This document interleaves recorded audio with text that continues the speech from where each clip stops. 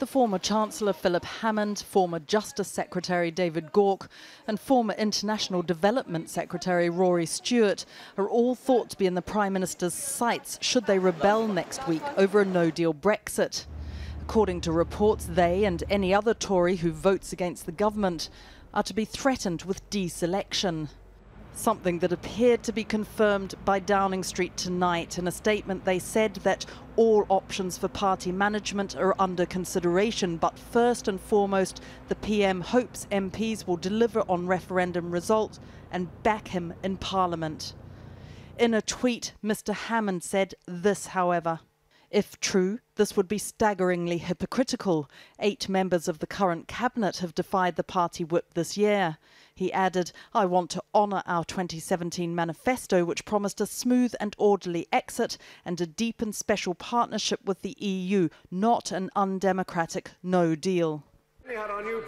This is a critical week for the Prime Minister. He faces a showdown with rebels who could try and seize control of the parliamentary order papers, and there are rumours of plans to sit next weekend, all to force an extension to Brexit.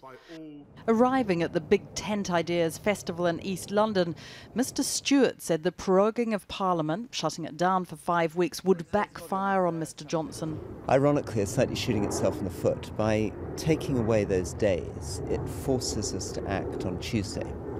If they hadn't prorogued Parliament, they could have had more of a chance to go to Brussels and negotiate before we moved to stop no deal. We're now forced to act earlier. All of this adding to a febrile political atmosphere. Yesterday, after a visit to a college in Bristol, the Chancellor, Sajid Javid, was said to have returned to Westminster for a showdown with the Prime Minister after his media advisor, Sonia Khan, was sacked and marched out of Downing Street by the police, all without his knowledge. The sacking by the Prime Minister's chief advisor, Dominic Cummings, was allegedly over her contacts with the former Chancellor. There were no suggestions she was involved in any leaks. Today, Mr. Javid was asked if there were any tensions with the Prime Minister. This is a Prime Minister that, before he was Prime Minister, someone I've always got on with incredibly well. And it's been a real privilege for me to work with him so closely on delivering on these people's priorities. And that relationship is as strong as ever. The timing is difficult and distracting ahead of next week, a week that the Labour leader said today presents the last chance to stop a no deal.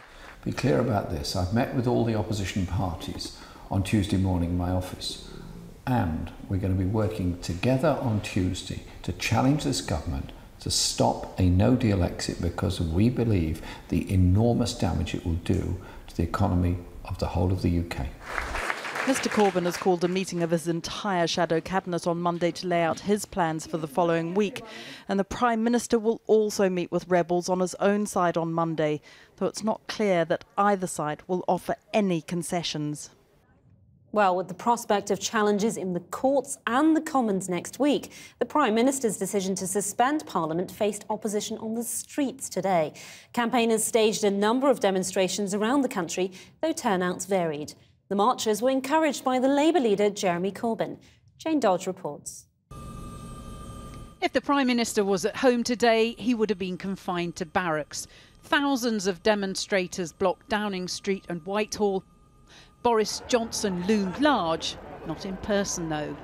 This is what democracy looks like! This is what democracy looks like! Boris Johnson's got to go! If there's a stereotype of a Remainer, the man leading this chant doesn't fit it. Simon Taylor spent 17 years as a major in the British Army. Now he works in the NHS. I voted to remain. I respect entirely the result of the referendum.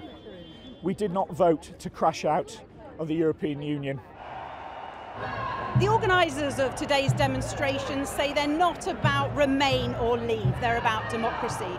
They say people who voted both ways in the 2016 referendum are here today. But finding anyone in the crowds who voted leave proved challenging. Did you vote to leave? No, I didn't. Can I ask you, so did you vote to leave? Absolutely not. Brilliant. Did you vote to leave, madam? No, I voted Remain, definitely. Do you know anyone here who did vote to leave? No. Then I heard a rumour that there was a Brexiteer on a bike in the crowd, but it transpired he just happened to be passing. Had I known it was going to be here, I might have come a bit more suitably dressed and with a banner. And what would your banner have said? The people have already voted. Like our cyclist, James Cashman also voted to leave, but he told demonstrators Boris Johnson had gone a step too far. I really do feel that the ends do not justify the means, and more Leavers should be out in the streets saying we voted for parliamentary sovereignty, we're not going to let this sly, arrogant Prime Minister rip up parliamentary sovereignty. It's, for whatever reason, it's not right. The Shadow Chancellor, John McDonnell, told the crowd the Prime Minister wanted to close down democracy and force through a no deal Brexit. You will not undermine our democracy. We will stop this coup. If demonstrators were hoping to see Jeremy Corbyn, they went home disappointed. He was in Scotland, but not at any of the numerous demonstrations up there. He had, though, encouraged his MPs to attend the 32 official rallies across the UK. The leader of the opposition is nowhere to be seen. I can assure you that I'm getting Jeremy's message across. I can assure you that Barry Gardner's getting Jeremy's message across. I can assure you that John McDonnell is getting Jeremy's message across.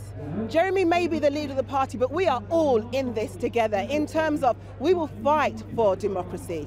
A small number of Brexit supporters unfurled a Brexit Now banner at the Cenotaph in Whitehall. A line of police officers stood between them and Stop the Coup demonstrators. Some of them also marched to Buckingham Palace, angry at the Queen's approval of the Prime Minister's request to suspend Parliament. Some walked up to the gates of the palace. The Queen, like Mr Corbyn, is in Scotland. The Metropolitan Police say a small number of people have been arrested.